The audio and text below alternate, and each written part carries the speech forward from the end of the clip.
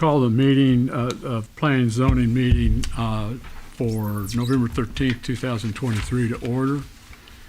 First item of business is the approval of the agenda, which you all have in front of you. Any changes or additions, subtractions, or a motion? Motion to approve. I have a motion to approve. Does someone want a second? Second that. Thank you. Call the roll, please. Commissioner Alexander, Aye. Commissioner Campbell, Aye. Commissioner DeBrava, Aye. Commissioner Ellis, Aye. Commissioner Hayes, Aye. Commissioner Hyder. Aye. Thank you. Motion carries.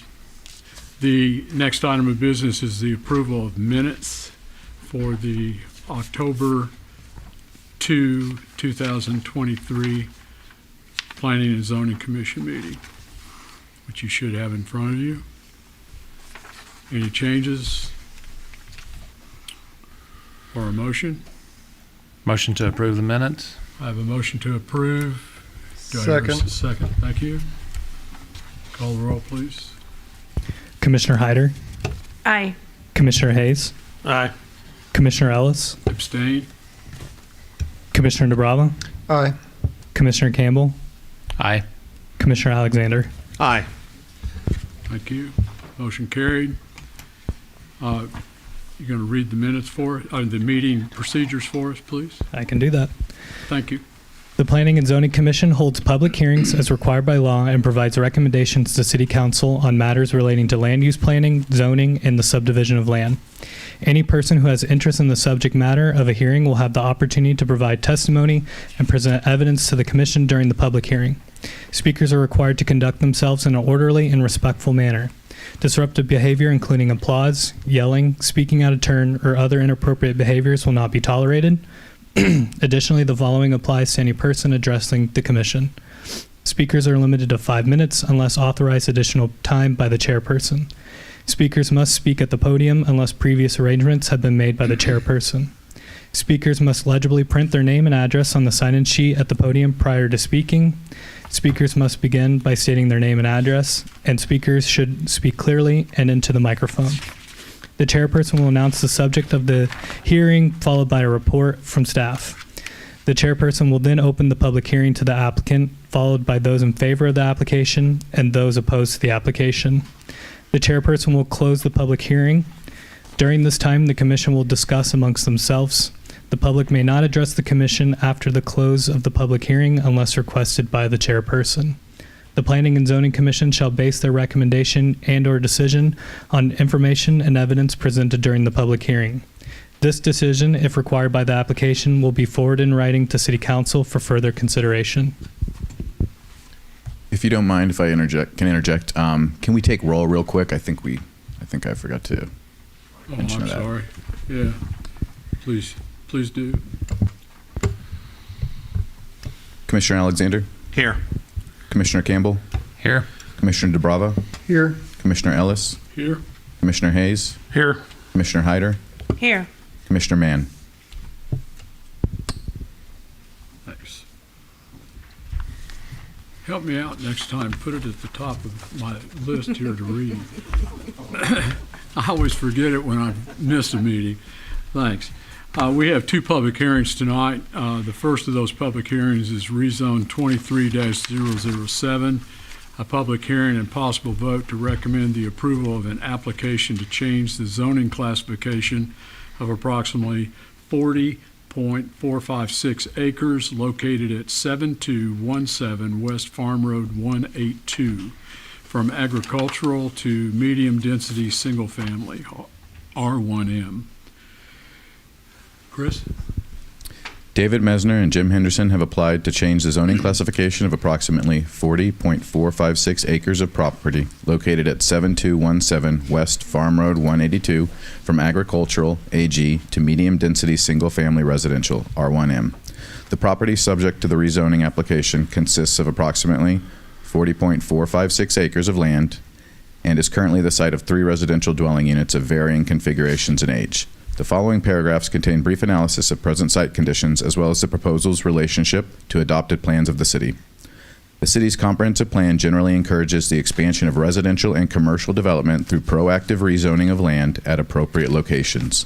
Appropriate locations are described generally throughout the plan with regard to the relationship of land at particular locations to infrastructure capable of supporting various intensities and densities of uses. Community and Development Goal 1, to support market conditions to develop a greater variety of residential and commercial options. Objective 1A, support a variety of housing developments and styles to ensure a range of options are available. Infrastructure Coordination Goal 1, support new development that is well connected to the existing community. Objective 1B, promote development aligning with the current adopted plans of the city. The rezoning of this parcel is consistent with the city's adopted plans. The subject property is a newly annexed property that came into the city zoned agricultural AG. It is adjacent to properties in Century Place Second Edition subdivision, zoned medium-density single-family residential R1M to the north, Greene County property zoned agricultural A1 to the east, Greene County property zoned agricultural A1 across Farm Road 182 to the south, and properties in the first phase of Iron Gate subdivision and Destiny Church property, both zoned medium-density single-family residential R1M to the west. The requested zoning district, medium-density single-family residential R1M, is consistent with use of the adjacent property. City water and sewer systems are prepared to serve this property if the application is approved. The property has 2 separate gravity sewer mains on site. A 15-inch main runs north-south on the east side of the property, and a 10-inch main is present on the southwest corner of the site. Effluent would travel through gravity lines to the Schuler Creek lift station before being pumped to the wastewater treatment facility. Water is in proximity to the site from 2 points. A 6-inch water main is present along Ark Avenue and terminates at the northern property line of the site. A second 6-inch water main approaches from the west running along Clearview Drive. The water system, named lift stations, and wastewater treatment facility currently have capacity to serve the intended use. The city has requested a traffic impact study, TIS, which is pending. Development of the property will require meeting the improvements as recommended by the TIS and as determined necessary by city staff. Regarding floodplain, the subject parcel does not contain any areas of special flood hazard area floodplain. Regarding sinkholes, the subject property does not contain any identified sinkholes.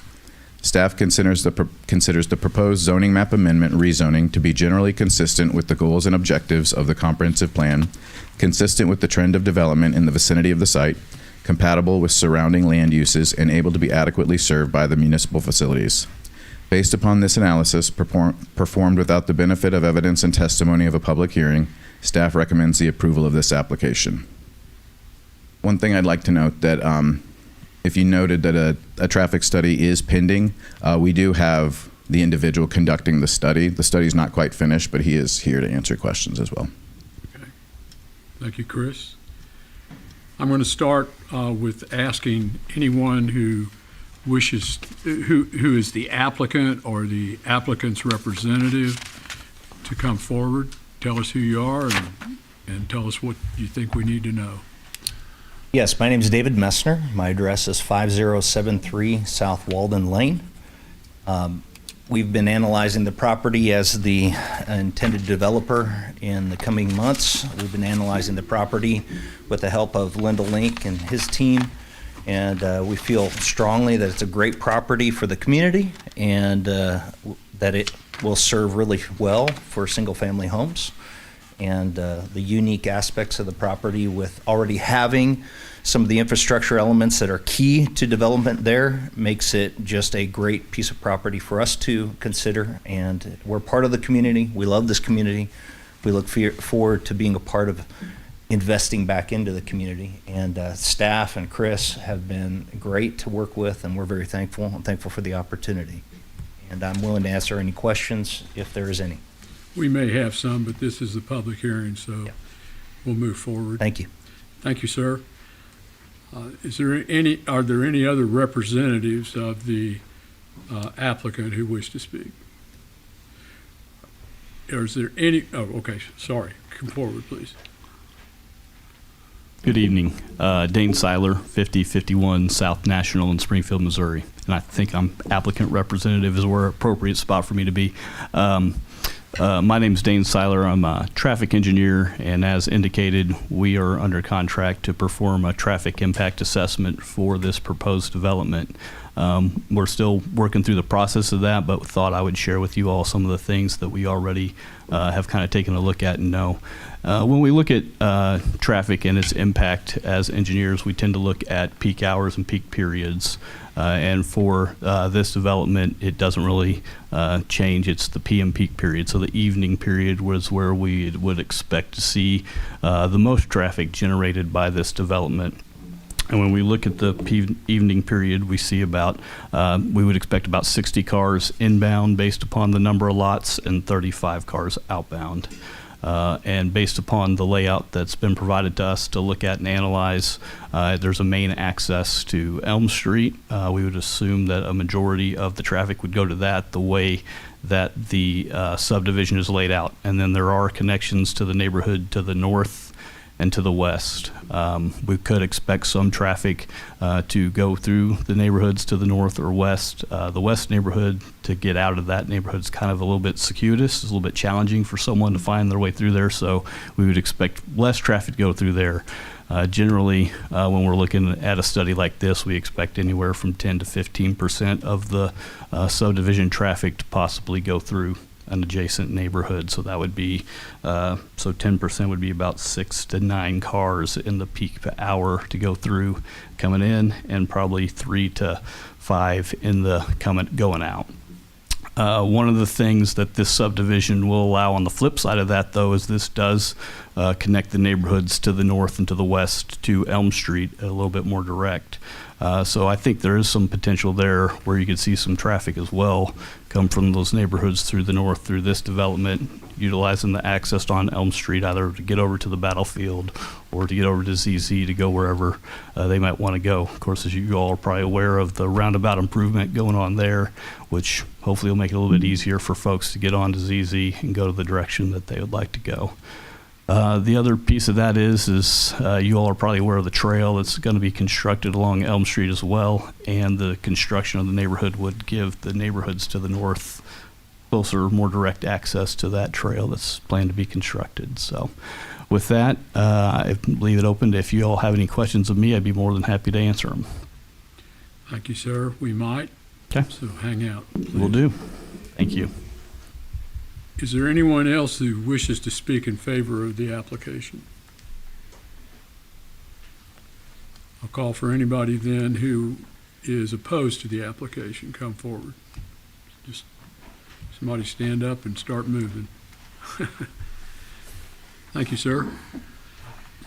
My name's George Canny, and I am directly affected by this proposal. I do live at the corner of Ark and Marshall, which you just spoke of is he wants to add more traffic right in front of my house and through that subdivision, which is actually two cul-de-sacs at either end, Ark Street being a dead end at Marshall. I wanted to ask him in his traffic survey, does he take a head count how many kids play in that subdivision and how that will be affected by what he Look at us. proposes? Speak to us now. Okay. How that will affect what he's proposing. I understand medium density, what is it, approximately a third acre per house? They don't know how many houses at this point, 50? We're Don't not know. dealing with a plat right now. Don't have the plat right now. That's right. Well, That's not a part of this process, sir. This is a zoning issue. It's I not- know to see if it is zoned. If it's rezoned, then And we'll. right maybe now get it a is, plat. it's agricultural on 3 sides of it, and you want to change this to residential. The applicant does, yeah. I understand, I All right. understand. And it will affect me directly, like I said, both by traffic. It'll depreciate my home by just by putting another 50 houses or whatever right behind me in a agricultural setting. At this point, do they have any idea of the length of time it'll take to do something like this? Or is that a question that will be answered in the future, or? The future's real good about answering a lot of questions. Okay. I Well, don't know the answer. all that's not available right now yet. Well, I'm not, I don't, there's no transparency issue here. No, I understand. It just I mean, hasn't you know, been all we set know forward. is, all we're dealing with tonight, the only question we're dealing with is whether this should remain AG or the applicant, and thus the application would be denied. And we're the first stop on that. It goes And on to what- council. What determines your yes, yay or nay? Is it whether or not it benefits the city or it doesn't, or is that what primary input All is? part of the ordinance and the ordinances of the city, and that's what we're bound by. Okay. Well, I mean, I had other questions, but they don't have the answers at this point. My only main concern, I'm pretty sure it's probably a done deal by now, because the property's been sold, and that's, the sewers have been run, and so forth. My main concern is keeping Arc Street not as a thorough street down to Elm. And that's my main concern in opposition to the development. Okay. Understand. All right, thank you. I mean, I'm assuming when you moved in, you knew that that was a stubbed out street and that property could develop at some point in time. Well, I see the street was subbed out. What the future lot, like you said, that's unknown. Maybe it was going to keep sprouting cows or whatever it was sprouting. Right, or they had maybe it's going hopes. to sprout houses. Right, you're right. They had hopes of doing that in the future. So, like I said, it looks like it's already a done deal. There's nothing done about this process until we vote. Okay, well, otherwise they wouldn't have put the street that way. Thank you. Is there anyone else that wishes to discuss this or bring a position in opposition to the application? My name is Michelle Gardner, and I'm at 7083 West Farm Road, 182, so I'm right to the east, I guess, terrible direction. Anyway, and I don't know that there's much more I can say either, but I do want to say that the neighborhood behind us was not there when we first moved into our house. We're on 10 acres, and we had a pond, and when they built the neighborhood behind us, within 2 months of that neighborhood being finished, we lost our pond because the water just comes straight into our land now. And then we rebuilt it, happened again. We can't afford to keep it, so we just had to let it go. I'm concerned about houses being built now to the other side of us and having some kind of similar issue of water issues on our land. So I do want to mention that. I also want to mention that we have problems with the children in the neighborhood behind us coming into our land. And so here you're having another neighborhood on the other side coming, that we could have the same issue. When you're on such a large parcel of land, there's no way to really monitor that whole situation. So, those are my concerns. I don't know that it is going to make a difference, but I do want to voice them. So, I think that's all I can say about it. Appreciate it. Where exactly do you live? Right next door. Okay. We're the house to the back of the land. You're in the county. Yes, and it's that's agricultural. yes, Yeah, and that's okay. another issue is we're getting closer and closer to Republic. So what happens is, like, we actually had an incident on our land from the children behind us, and and actually it was an adult behind us, and when we called the police, it was a huge mess because it was like, is this Republic? Is this the county? It we're gonna have the same issue. We're gonna have issues going around us, but we're in the county still. So, I think, actually, I've been on this commission for a long time. That's the first time I've ever heard that as a problem, but I can understand what you're talking about because law enforcement, I mean, where was the thing committed and all that? exactly. And, yeah. So, yeah, and Sure. it was actually in between both, really, when it came down to it. It was, I mean, the neighbor that was causing the issue was on the Republic side. It was our kids on our side that were bothering them, even though it was our land. So it just would concern me that we're going to have some more issues like that happening, and I don't know how, there's just no way to control that. So when you're on land, the kids see it, they're going to want to play. Like, that's, so. Anyway. Big fence. Yeah, well, I can't afford to put a fence up like Understand. that around 10 acres, so. Understand. Okay. Thank you, Ms. Gardner. Is there anyone else that is opposed to the application that wishes to give a point of view?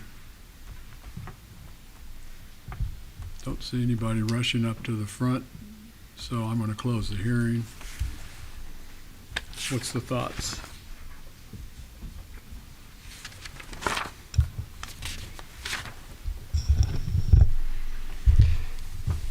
Could you guys go over the explanation on development with water runoff and how that is with city developments and how water is retained? So, in this particular case, I'll probably defer to someone with an engineering degree.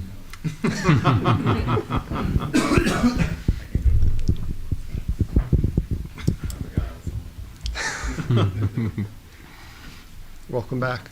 Thank you. Typically, in a development, what we do is we do a stormwater report study, if you want to call it that, similar to what we would do with traffic impact.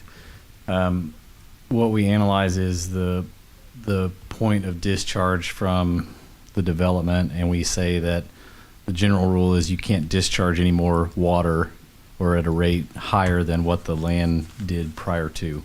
So that creates the sizing of a detention pond and regulates the release. So they will size the detention so that the release is as impactful or as least impactful as pre-development.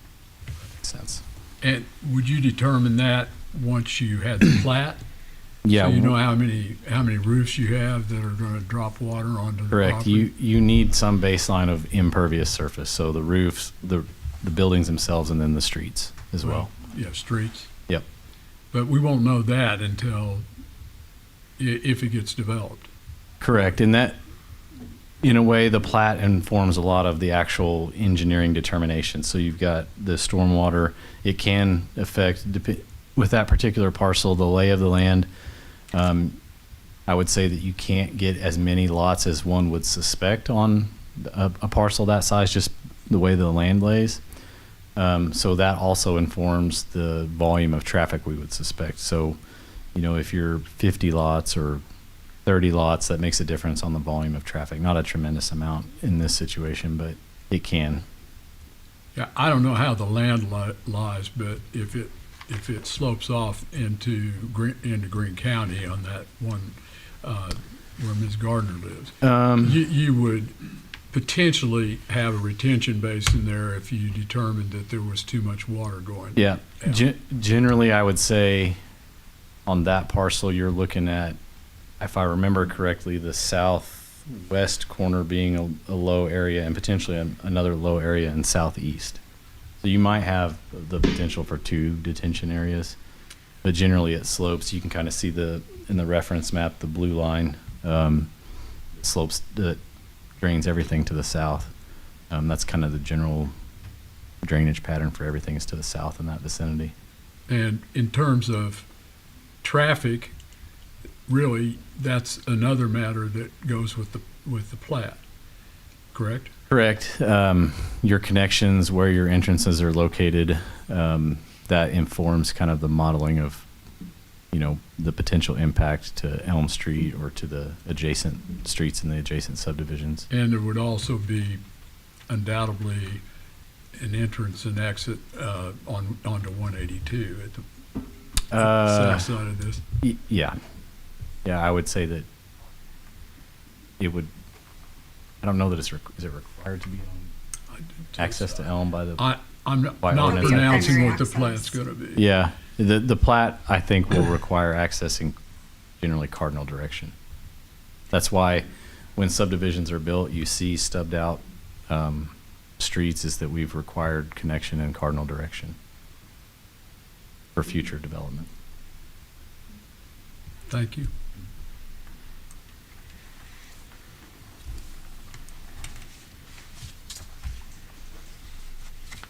In that regard, the neighbors in the area might find it helpful if you, and I assume the developer would be willing to meet with you. It would be a good idea to maybe talk, I mean, a lot of your issues have been brought up here, but it never hurts. I've seen a lot of issues reached that have not made it back into the parking lot this way after one of these hearings, so. Chairman, I'd like to make two clarifications. Regarding the sewer that is currently being installed on this property, it is not being installed for any prospective project at this current location. It is an existing sewer line replacement as part of a CIP number 6, which is capital improvement project for our wastewater system.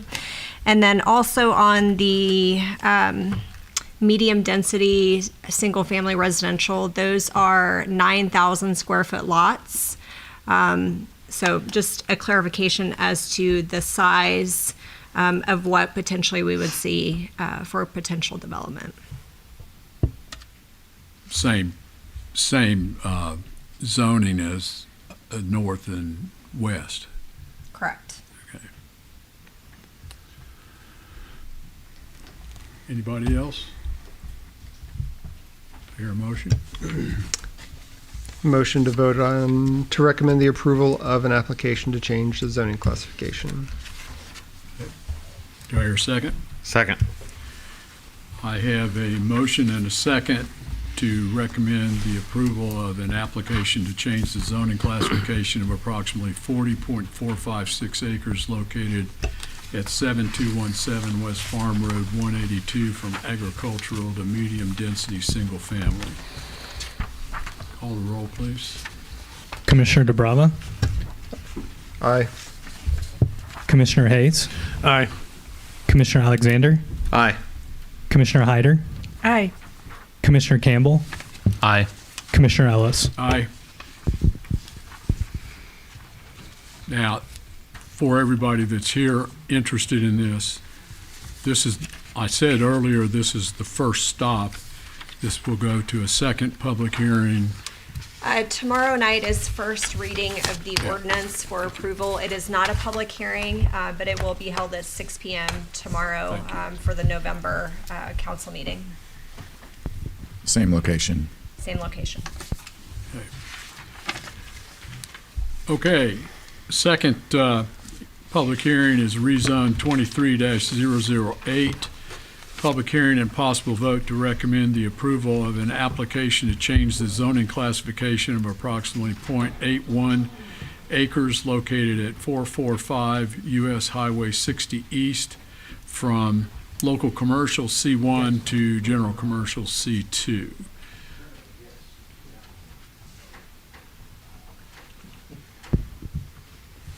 Please.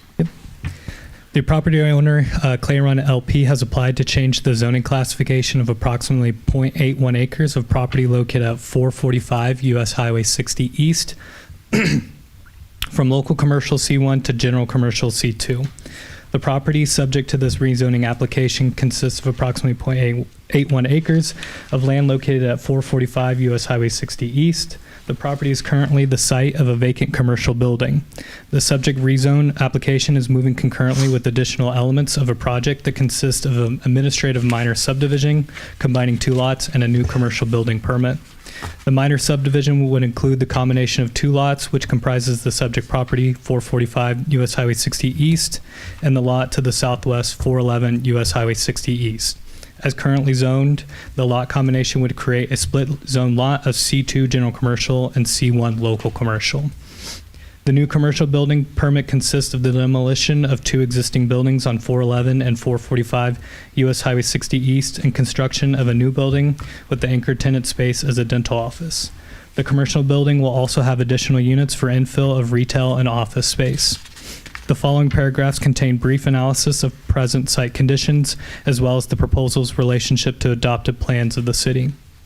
The city's comprehensive plan generally encourages the expansion of residential and commercial development through proactive rezoning of land at appropriate locations. Appropriate locations are described generally through the plan with regard to the relationship of land at particular locations to infrastructure capable of supporting various intensities and densities of uses. The first goal is recognizing potential infill sites as opportunities for development while mitigating impacts to adjacent established properties by supporting the development of vacant parcels as opportunities for densification that is harmonious and with surrounding development.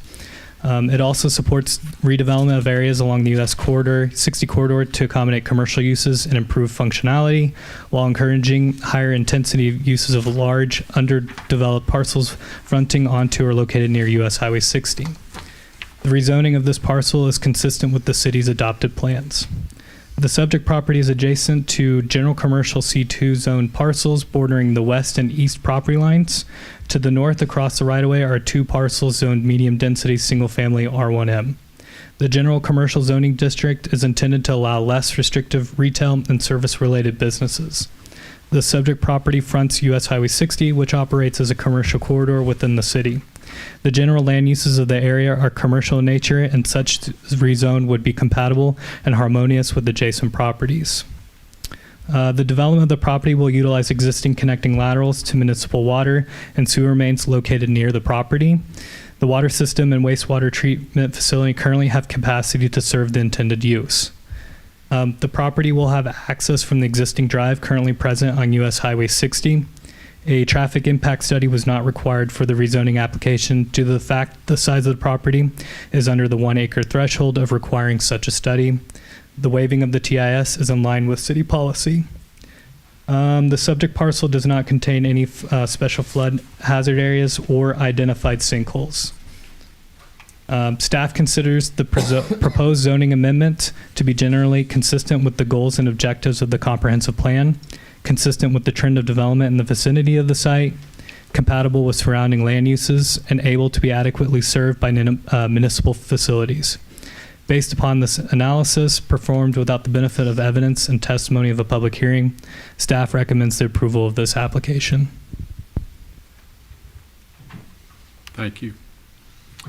I will call the applicant or the applicant's representative come forward and tell us what we need to know. Good evening. My name is Chris Wynn. Civil engineer with CJW Transportation Consultants in Springfield, Missouri, located at 5051 South National Avenue, Suite 7A. City staff really stole all my thunder on this one. We've really done a pretty good job covering it. We've got two lots here. The lot in question for rezone, and then the lot to the west, southwest there that's already zoned C2. In order to get the development that the developer is looking for, we're looking to combine both of these lots. Without rezoning the one that's in question, you would have a split zoning on a newly created single lot. The lot's currently used as a car wash. Well, I don't know if it's currently used. It's in pretty bad shape, but the plan is to take that down as well as the other building, put in a new strip center anchored by a nice new dentist office, as also some retail space for some other uses. So, you know, city staff has seen plans for this. They've already started to review it. So hopefully we can get this rezoned so we can keep moving forward and get the developer what he's looking to do. Thank you, Mr. Wynn. Are there any persons that are in favor of the application that wishes to speak? Sir? Yes, sir. I don't know if I'm for or against it. I said in favor. Yeah, in favor. That's what I said. I'm not against it. You're neutral? kind of neutral. I'm Stan Kaufman. I live at Mill and Hampton, 432 Southampton. My questioning is, where is the sewer main? And why can't they maintain the property now? And I think he will after this. And there is an alley on the north of there that is not being maintained. It's just mowed. And they're not going to try to get onto LaFont or Mill. Correct? Have no idea. All we're talking about here is, Is changing it. And that's what I'm saying. I don't know the difference between the two. well, there's three pieces of property there. Two of them are C2 and one of And them is that's the C1. car wash and the rental building. That's correct, yes. Okay. So based on how the plans that we've gotten and how they have current access, it wouldn't be through that alley. It would be off of US So there'd be 60. no traffic to the alley. No. And the alley probably should be Vacated. vacated. We But you haven't may been not be asked able to do because that. you got water and sewer and all that in there. But Yeah. where is the sewer at? The sewer's to the west off of Hampton Avenue. That's where it's located. And so they would connect to the existing laterals and then go towards. The reason I asked, the street on LaFont, the end lateral, and this is Drew's rumor and hearsay from the neighbors, it has a tendency to overflow under a heavy rain. And it goes back into 60 Highway. Has for 15 years, what I've been told. I've only been there 4 or 5 years, so it's not rained that much. You're talking about the stormwater, correct? No, the sewer. The sewer. The sewer at LaFont. Sir, we can definitely talk about the sewer and those particular issues, but I do need to bring it back to the issue at hand for the That's about all rezone. If you're Okay. not doing anything with the alley, and you know they're gonna mow the yard better, Okay, if you've That's signed in, we have your information. We can have staff contact you and we can talk more about that at a later date. Thank you, sir. Anyone else? Is there anyone that's not neutral and is not in favor of this application? Not seeing anybody come forward, we'll close the hearing.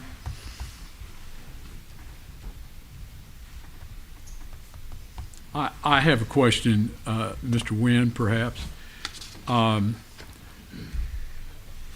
This isn't binding, but because you're going to have to plat this out at some point in time. I understood that you were going to combine the pieces of property and the building that you're talking about, the strip center, I think is what you called it, would be contained on both pieces of property in essence. Yeah, so there's two buildings out there right now. They're both going to be demolished. We're working with the city right now. We've submitted a administrative lot combination, or however they want to refer to it as, to essentially combine those lots. But we got to rezone this to C2 first. But the new building is centered in between these two properties. So where the existing property line now is kind of right down the middle of the new building. Yeah, well, and I don't want to get off down the road to talking about the plat. I was just trying to give perspective to the committee or the council here and the commission, and to Mr. No, it's not Gardner. I'm sorry. Kaufman. Yeah, I didn't get your name down because he was basically asking. So that may give him some more information, but there will be a platting process here, just like in the other one. And at that time, then the commission talks about. Yeah, I'll let the city speak to the plat because I don't think we're going to come in front of you guys with a formal plat. Maybe not. It will not be a plat heard by the commission. It is an administrative lot combination. So that is something that staff will review Okay. internally. Fine, thank you. And just to answer a couple of his other questions as far as access, no access is proposed to the north. There's currently 2 accesses to Highway 160. We are actually closing one of those accesses and going to put in well, I wouldn't call it a new access, but they're going to redo the existing access in front of the car wash, and that will be the only access in and out of the development. Okay. Thank you. Anybody else has questions? Anybody want to make a motion or further discussion? Motion to vote on the recommendation of approval for the application of change in zoning classification. Do I hear a second? Second. Thank you. I have a motion and second to recommend approval of an application to change the zoning classification of approximately .81 acres located at 445 US Highway 60 East from local commercial C1 to general commercial C2. Call the roll, please. Commissioner Campbell, Aye. Commissioner Ellis, Aye. Commissioner Hyder, Aye. Commissioner Alexander, Aye. Commissioner DeBrava, Aye. Commissioner Hayes. Aye. Thank you. Again, this one will this be at the council too? Council tomorrow evening at 6. Okay, thank you. Next item of business is Sub D Pre 23-003, possible vote to recommend the approval of a preliminary plat for Old Savannah Place 3C, a subdivision consisting of approximately 5.02 acres located at 6354 South Farm Road 89. Chris? So before we start, I just want to draw your attention to kind of where this is. So there's a piece of Old Savannah 3, where that subdivision is along 89 there, that was originally kept by the owner of the property. It's about 5 acres, and they are now selling to the developer, and so they are going to incorporate this, this area of property into that subdivision. So that's kind of what we're looking at there, just to give you kind of your bearings on the project. Old Savannah LLC has requested review and approval of a preliminary plat of approximately 5.02 acres for Phase 3C of Old Savannah, a subdivision consisting of 19 residential lots zoned high-density single-family residential R1H, streets, and infrastructure. Preliminary plats are reviewed for their conformance with the following review criteria to ensure the development in the proposed location will not endanger the public health or safety, will not injure the value of adjoining property or abutting property, will be in conformity with the comprehensive plan, transportation plan, zoning code, water system master plan, wastewater system facility plan, or other plans officially adopted by the City Council, and will be in harmony with the area in which it is located. Preliminary plats are reviewed by the city planner and the city engineer in conformance with the requirements of Chapter 410 of Republic's Municipal Code, the comprehensive plan, and all applicable city adopted codes and regulations. The 5.02 acre property subject to this plat application is located at 6534 South Farm Road 89. The property is zoned appropriately for the proposed plat, high-density single-family residential R1H. R1H zoning allows for minimum lot sizes of 7,000 square feet, a max density of 6.22 lots per acre, and setbacks of 25 on the front, 6 on the side interior, and 25 in the rear. The following paragraph contains brief analysis of the application's conformity with the preliminary plat review criteria identified above. The reference preliminary plat contains 19 lots, each with the minimum lot size of 7,000 square feet. The preliminary plat also consists of streets, open space, and utility and drainage easements. The preliminary plat proposes one new road and connects to Phase 3A of Old Savannah through continuation of Habersham Street and Abercorn Street. No lot will be given access to Farm Road 89. These constructed streets would be dedicated to the city during the final platting process. A traffic impact study was conducted at the time of the initial rezone of the property, and no street improvements were required. The site is not currently served by City of Republic water or sanitary sewer service. The site is in proximity to an 8-inch water main along the eastern property line. The site is in proximity to an 8-inch sanitary sewer that crosses Houston Avenue along the southern side of Habersham Street. The sanitary sewer flows to Schuler Creek Lift Station and through a force main to the wastewater treatment facility. The city's water and sanitary sewer systems have the capacity to serve the proposed development. Final evaluations of capacity will be performed during subsequent development review. The preliminary plat of Old Savannah Phase 3C has been platted for the construction of 19 single-family residential lots and associated infrastructure, including public streets, sidewalks, public water, and sanitary sewer mains and stormwater conveyance. The subject parcel does not contain a special flood hazard area. The subject parcel does not contain any identified sinkholes. The preliminary plat utilizes the existing stormwater detention area within Old Savannah Phase 3A. The detention area was originally designed to accommodate development of the subject parcel in addition to other portions of the greater Old Savannah subdivision. Although not shown directly on the preliminary plat, any stormwater detention areas and all open space common areas, were any such areas to be included during subsequent infrastructure permitting, would be maintained by a homeowners association. The design of the streets, sidewalks, water and sanitary sewer systems, and stormwater detention will be reviewed and permitted during the infrastructure permitting process. Staff considers the proposed preliminary plat in general conformity with the requirements for preliminary plats and is recommending approval of this application.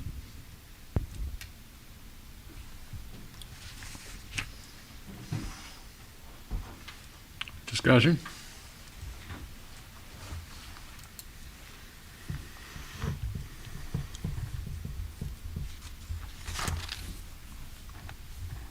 Motion? Can't sell discussion, I'll sell motion. Make a motion to recommend the approval for sub D pre 23-003. Thank you. There a second? Second. Thank you. Call roll, please. Commissioner Hyder, Aye. Commissioner Alexander, Aye. Commissioner DeBravo, Aye. Commissioner Campbell, Aye. Commissioner Ellis, Aye. Commissioner Hayes. Aye. Okay.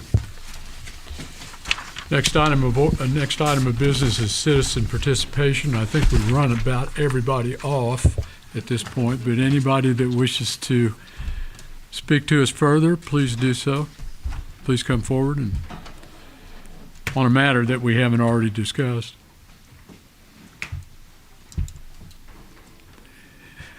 We're all looking at you. You- I just wonder when the budget is going to be talked about. Not in this meeting. That'll be city council, will have that discussion tomorrow. Figures All right, thank you. busy. No one else here, so no other citizens.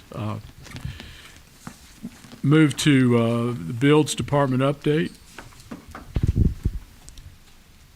Thank you. So we are doing, as we've kind of been talking about, what I would call bite-sized lessons. We're calling them P&Z 101. The goal is to remind us of the importance of the commission's work, and they're meant to convey kind of just the important ideas and elements that the commission does and its work over just a few minutes through each meeting. So by the end, we hope to have a larger resource that serves as a reference for commissioners current and future through just holding these and the resources we create through doing it. So tonight's topic is commission formation and covers the origins and memberships of this body.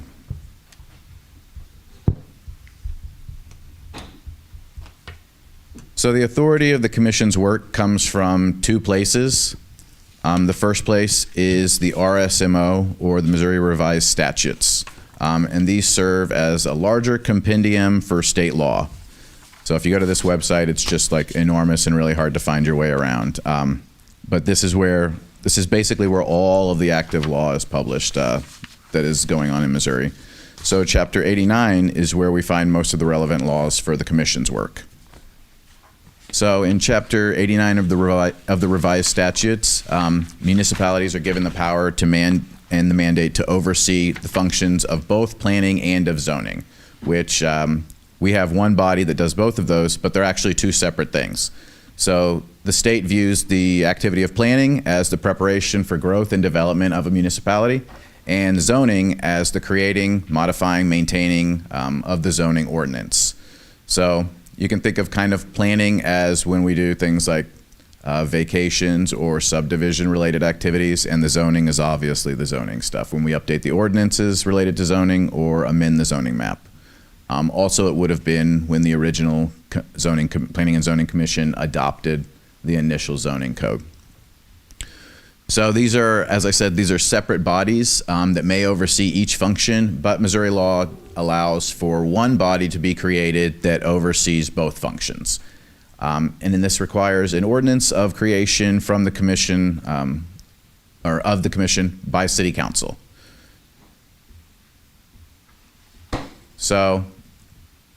Chapter 89, one of the things it does is it outlines kind of the minimum requirements for the membership and for the commission's makeup.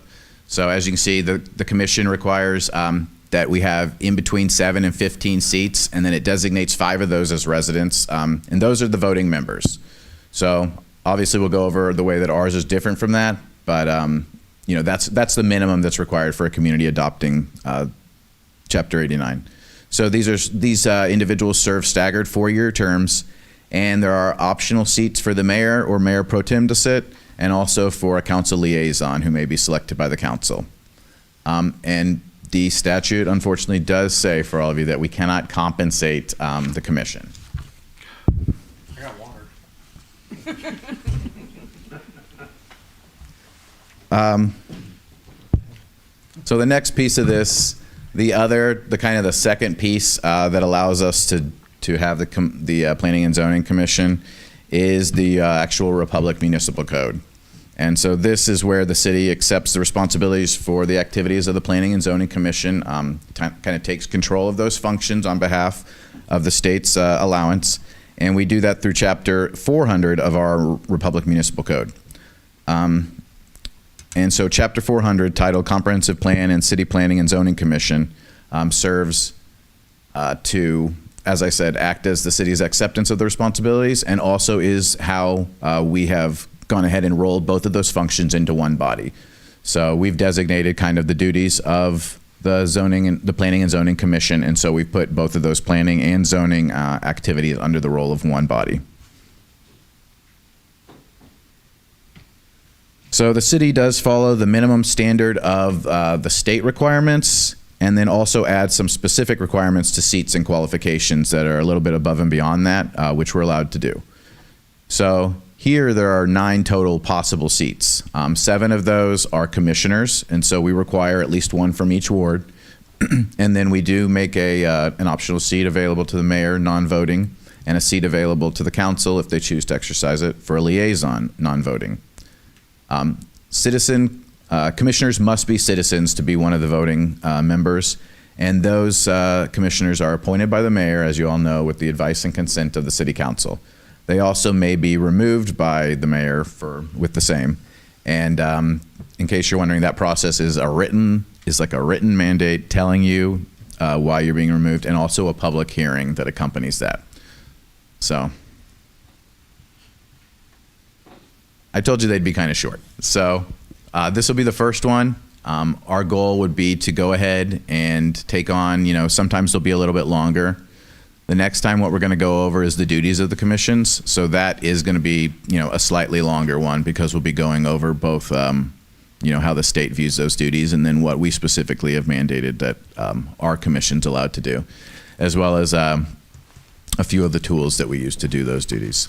So some of the other things that we'll be going, we'll go over basically the Chapter 89 stuff, some of these elements that are in there that you probably, if you were familiar with, may have forgotten by now. And then also we'll go into our specific code, and then we'll also go into some of the adopted plans that the city uses, the transportation plan, the comp plan.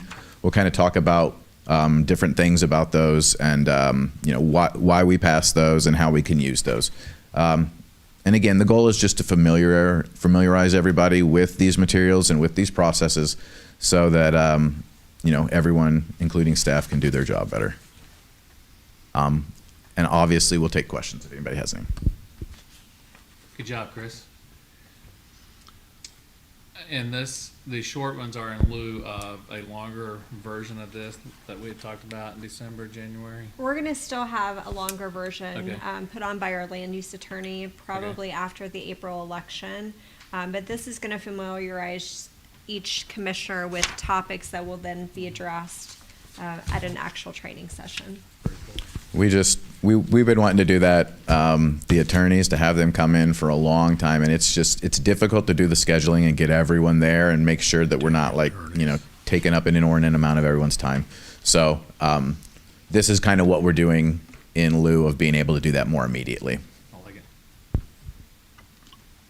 Oh, and again, I did send out a kind of more in-depth a handout that goes along this with this that does have links to the two relevant portions of both the Republic Code and the revised Missouri statutes. I see we've reached the adjournment time. Do I hear a motion? Motion to adjourn? Second? Does somebody have a second? Second. Sorry. Call the roll. Commissioner Ellis, Aye. Commissioner Hayes, Aye. Commissioner Campbell, Aye. Commissioner DeBravo, Aye. Commissioner Hyder, Aye. Commissioner Alexander. Aye.